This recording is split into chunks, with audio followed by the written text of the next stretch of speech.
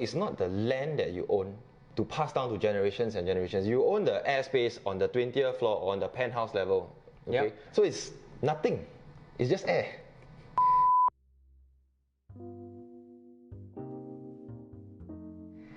Hey guys, welcome back to another episode of Real Life Realtors. This is our talk show where we discuss real estate matters and lifestyle choices. Right. So previously we discussed about whether to take a loan or pay full cash for a property. Yeah. So to recap, click on the link above or the description below. Alright man, I think today's topic is very interesting because these are the factors that people consider when they are buying a property. 99 years or freehold, which one will you choose?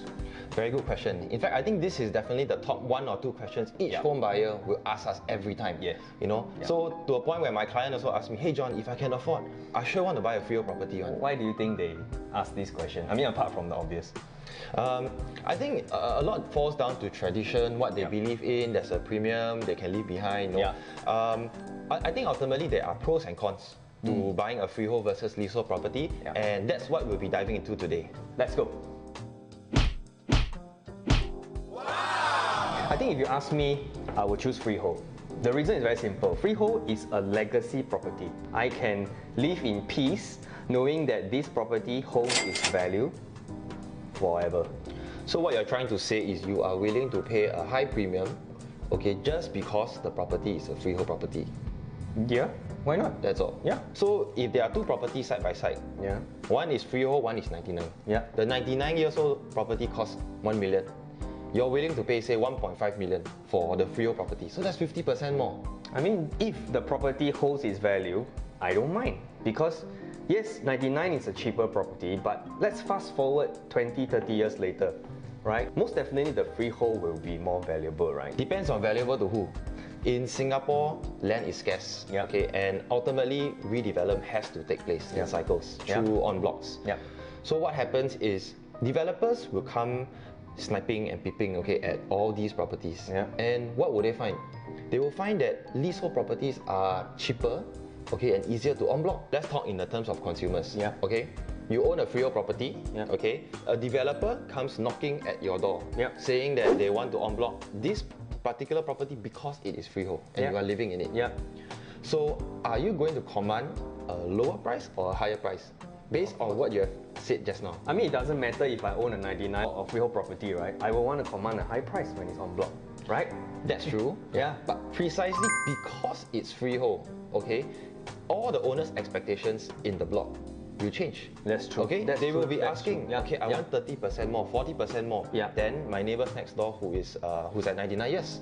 Okay, and what happens? What will happen to the poor developer? Will they be scared off by all the owners asking, such that okay, you know what? Maybe I just go next door because I can save 40%, 30%. But then again, my point still comes down to what if it doesn't unblock? What if I don't live to see the day my condo unblocks? What's gonna happen? Okay, hard for us to actually see all the way to the end as well. It's probably gonna be passed down to generations and generations. If I buy a freehold property today, I hold it as long as I can. Whether it unblocks or not, I know end of the day my value will still stay there. But if I own a 99-year leasehold property, knowing the fact that if it's 20, 30, 40 years later and it still doesn't unblock, I know the value of the property will just go. Wouldn't you agree? Think of it from another angle, okay? It's not the land that you own to pass down to generations and generations. You own the airspace on the 20th floor or on the penthouse level, okay? So it's nothing. It's just air. Okay. You just get title deed and that's all. There's no land that actually belongs to you. Okay. Fair enough if you make that argument. So by that rationale, do you mean that buying landed property, you have to stick to freehold?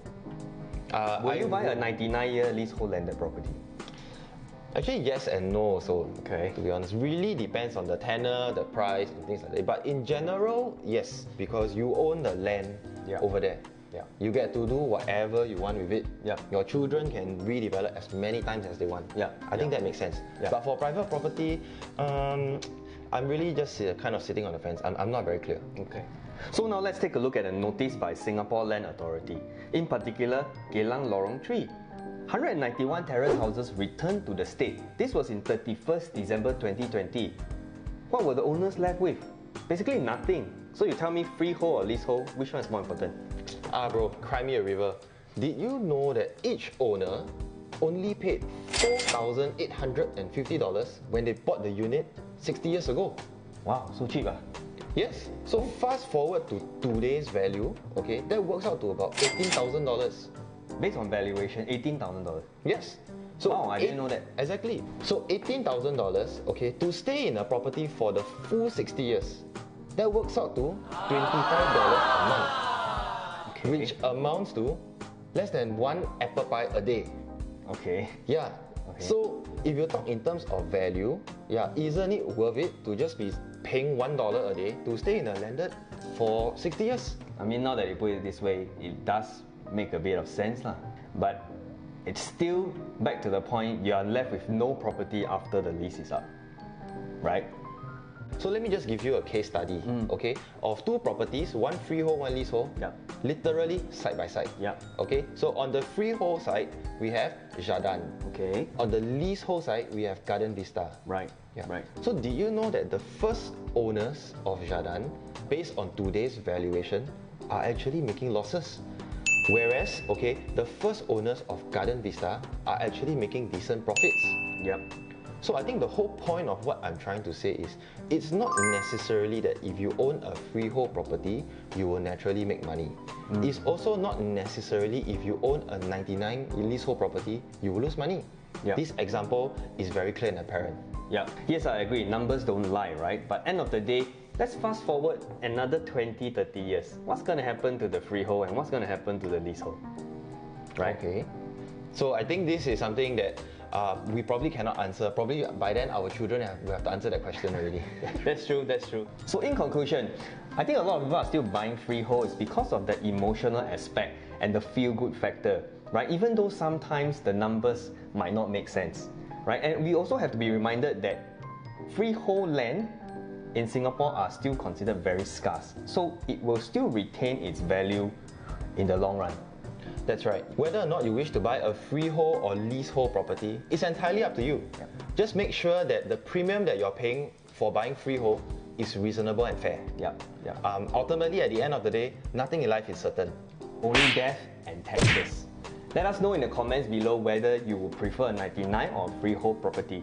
Don't forget to like, share and subscribe. We will see you in the next episode. Bye!